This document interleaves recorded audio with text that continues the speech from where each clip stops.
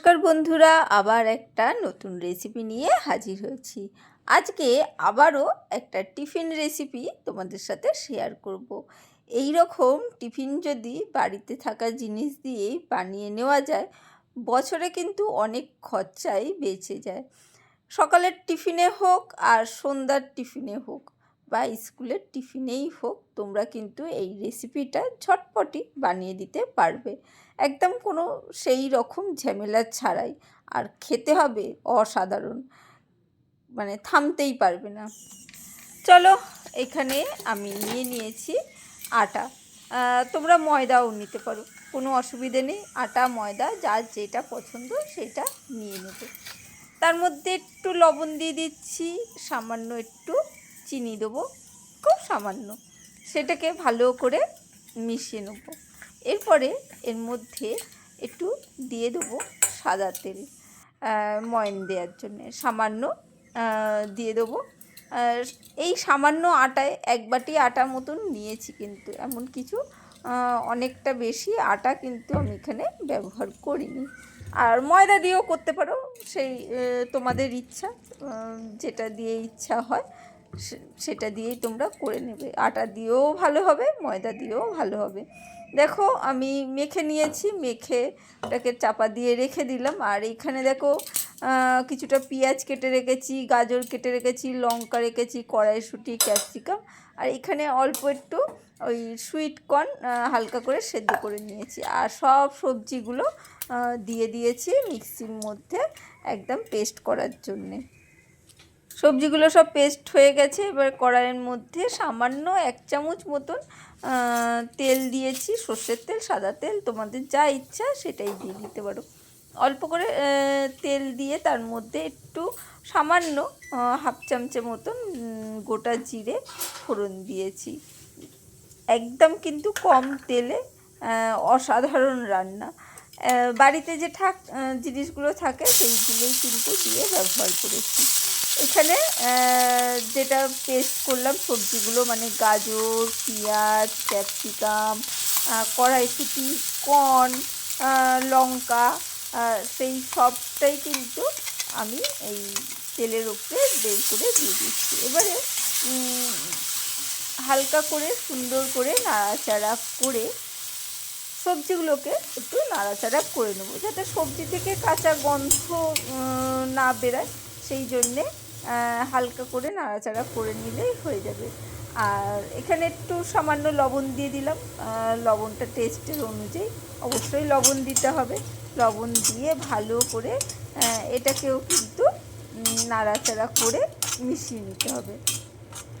সামান্য সামান্য কিছু জিনিস দিয়ে, মানে বাড়িতে যে সবজি থাকবে সেই সবজি দিয়েই কিন্তু হয়ে যাবে। আর এই রকম সব টিফিন যদি তোমরা বাড়িতেই বানিয়ে নাও, মাসের পর মাস কিন্তু প্রচুর খরচা কিন্তু বেঁচে যায়। আর বাড়ির খাওয়া কিন্তু যে কোনো মানুষ বা বাচ্চা সবার পক্ষে কিন্তু ভালো, যার জন্য ডাক্তারের খরচাটা কিন্তু অনেকটা কমে যায়। বাইরের যত প্যাকেট জাতীয় খাবার কিনে দেবে বা বাইরে ভাজা জিনিসগুলো কিনে দেবে, সেগুলো স্বাস্থ্যের পক্ষে কখনোই ভালো নয়। এখানে সামান্য একটু সবজি মশলা দিয়ে দিয়েছি, দিয়ে সেটাও নাড়াচাড়া করে নিয়েছি। নিয়ে একটা সেদ্ধ আলু আমি এর মধ্যে দিয়ে দিলাম। আলুটা তোমরা দিলেও দিতে পারো, না দিলেও কোনো অসুবিধে নেই। আমার বাচ্চারা যেহেতু আলু খেতে ভালোবাসে, তাই আমি একটু আলু এখানে দিয়ে দিয়েছি, সেদ্ধ করা আলু দিয়ে ভালো করে। আর যেহেতু সবজিগুলো পেস্ট করে নিয়েছিলাম, সেই জন্যে আলু সেদ্ধ না দিলেও কিন্তু এখানে কোনো অসুবিধে ছিল না। কিন্তু আলুর টেস্টটা ওই যে আমার বাচ্চারা ভালোবাসে, তাই আমি সেদ্ধ আলুটা দিয়েছি। তোমরা চপ করেও কিন্তু সবজিগুলো দিতে পারো, কিন্তু এইভাবে পেস্ট করে দিলে একটু অন্য রকম হয়, মানে মাখাতে সুবিধা হবে। যে জিনিসটা আমি করবো তার মধ্যে ভালো করে মিশিয়ে নিয়েছি সুন্দর করে। এবারে ঠান্ডা হতে রেখে দিলাম। এবারে আটার এখানে চলে এসেছি। আটাটা আমি এবারে লেচি করে নেবো। লেচি করে পাকিয়ে আমি কিন্তু বেলে নেবো। তারপরে যেসব বন্ধুরা এই পর্যন্ত দেখছো, লাইকটা দিতে ভুলে গেছো, তারা অবশ্যই একটা ছোট্ট করে লাইক দিয়ে দিও। দেখো আমার বেলা হয়ে গেছে, মোটামুটি যে যেরকম পারো মোটামুটি গোল করলেই হয়ে যাবে। আর আমি এই যে প্লেটটা দিলাম, সেই স্টিলের প্লেটটার মধ্যে তলায় কিন্তু একটু তেল ব্রাশ করে নিয়েছি, ঠিক আছে? তেল ব্রাশ ছাড়া কিন্তু করবে না, তাহলে কি হবে, রুটিটা কিন্তু আটকে যাবে। তাই অবশ্যই তেল ব্রাশ করে কিন্তু তোমরা রুটিটা দেবে। দিয়ে এর মধ্যে সামান্য একটু ওই রেড চিলি সস যেটা, সেইটা আমি এখানে ইউজ করেছি। তোমরা টমেটো সসও কিন্তু সস বা কেচাপ যে যেটা ভালোবাসো সেইটা দিয়ে দেবে। আমি ওই রেড চিলির যে সসটা ছিল সেইটা একটু দিয়ে দিয়েছি, একটু ঝাল ঝাল টেস্টি টেস্টি হবে বলে। তোমাদের বাচ্চারা যেটা পছন্দ করে সেটা দিয়ে দেবে। ভালো করে এটা রুটির মধ্যে ভালো করে লাগিয়ে নিয়েছি। এবারে যে সবজিটা করলাম সেই সবজিটা এর মধ্যে দিয়ে দিচ্ছি। সবজিটা কিন্তু একদম ঠান্ডা হয়ে গেছে। ঠান্ডা করার পর সবজিটা কিন্তু এইভাবে আস্তে আস্তে ছড়িয়ে ছড়িয়ে দেবে। হালকা হালকা গরম আছে একটু, মানে সকালবেলা টিফিনে যেহেতু করছিলাম, হালকাই গরম আছে, খুব বেশি ধোয়া উঠছে বলে ভেবো না, খুব বেশি গরম আছে, গরম নেই। যেহেতু ওই সকালে করছি তো, তাই এইরকম ধোয়াটা দেখা যাচ্ছে। চলো আমি রুটিটা রেখে দিয়েছি এর পাশে, পুরো চারিদিকে কিন্তু আমি সবজিটা একদম পাতিয়ে দিয়েছি। আর এরপরে আর একটা রুটি আমি বেলে নিয়েছি, বেলে এর ওপর থেকে দেখো আমি রুটিটাকে চাপা দিয়ে দেবো। চাপা দিয়ে সাইড দিয়ে একটু চেপে চেপে আমি বন্ধ করে দেবো। তোমরা যদি চাও হালকা হালকা করে মানে মুড়ে মুড়েও কিন্তু তোমরা দিতে পারো, না মুড়লেও কোনো অসুবিধে নেই, এমনি ওপর থেকে চাপা দিলেই কিন্তু মোটামুটি এরা একের সাথে অপরের সাথে কিন্তু লেগে যাবে। তাও আমি হালকা হালকা করে মুড়ে এটাকে দিয়ে দিলাম। কড়াইয়ের মধ্যে একটা স্ট্যান্ড বসিয়ে জল দিয়ে গরম হতে দিয়ে দিয়েছিলাম। এবারে রুটির থালাটা দিয়ে দিয়েছি, দিয়ে এইভাবে চাপা দিয়ে ওই 5 মিনিট একটু ভাপিয়ে নিলেই কিন্তু রেডি হয়ে যাবে, বেশিক্ষণ ভাপাতে হবে না। আর এখানে সামান্য একটু দেখো আবারও আটা নিয়ে নিয়েছি, তোমরা ময়দাও ব্যবহার করতে পারো। তার মধ্যে একটু গোটা জিরে দিয়ে দিয়েছি, সামান্য একটু লবণ দিয়ে দিলাম। এটাকে একটা গোলা তৈরি করব। অবশ্যই এই টিফিনগুলো করে দেখবে, বাচ্চাদের টিফিনের খরচাটা কিন্তু এটা একদম বেঁচে যাবে। আর ঘরে তৈরি করা খাবার যত বাচ্চাদের দেবে, তত বাইরের খাবারের প্রতি আকর্ষণটা কমে যাবে। আর এইভাবেই কিন্তু প্রচুর প্রচুর টিফিনের খরচা কিন্তু বেঁচে যাবে। তাই অবশ্যই স্কুলের টিফিনে কিন্তু তোমরা এটা ব্যবহার করতে পারো, বা সকালেও টিফিনে খাওয়ার জন্যে কিন্তু ব্যবহার করতে পারো। সন্ধেবেলায় তো টিফিনের জন্যে প্রচুর ভাজাভুজি খেতে ইচ্ছা করে, তাই এই ধরনের স্ন্যাক্স আইটেম খুব সামান্য তেল দিয়ে ভাজা জিনিসগুলো যদি করে থাকো তাহলে কিন্তু খুব মানে শরীর স্বাস্থ্যের পক্ষে খুব ভালো। দেখো আমি থালাটা নামিয়ে নিয়েছি, সামান্য একটু ঠান্ডা হতে দেবো। ওই যে বললাম স্কুলের খুব তাড়া, তাই তাড়াহুড়ো করেই কিন্তু করছি। এইভাবে মাঝখান থেকে একটু হালকা করে কেটে নেব, আর খুব সাবধানে কাটতে হবে, না হলে ওপরের রুটিগুলো কিন্তু উঠে আসবে।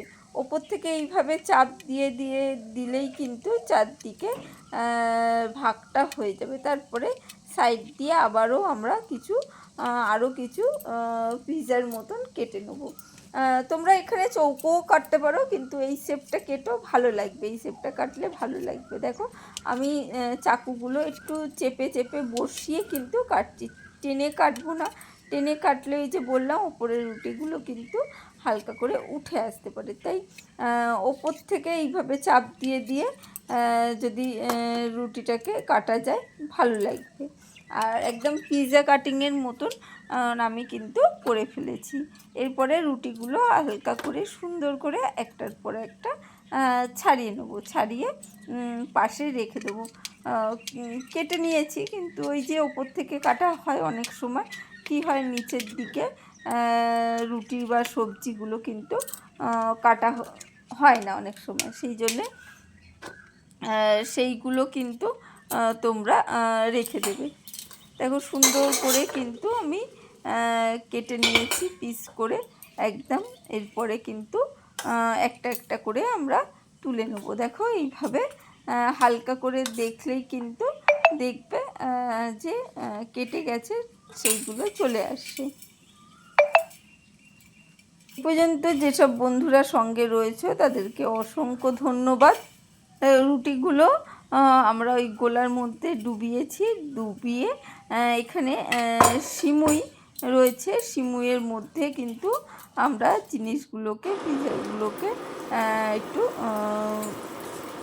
এপিট ওপিট লাগিয়ে নিয়েছি। এরপরে ফ্রাইং প্যানে খুব সামান্য তেল দিয়েছি, দিয়ে আমরা এই পিজা যে কাটলাম রুটির মতন পিজা কাটিংয়ে কাটলাম সেইগুলো কিন্তু একটার পর একটা তেলের মধ্যে দিয়ে দেবো। ওই আটার গোলার মধ্যে একটু চুবিয়ে নিয়ে একটু অল্প অল্প ওই সিমের মধ্যে লাগিয়ে দিলেই কিন্তু ওপর থেকে বেশ মুচমুচে হবে, আর দেখতে তো দুর্দান্ত হয়েছে, খেতেও কিন্তু অসাধারণ হয়েছে।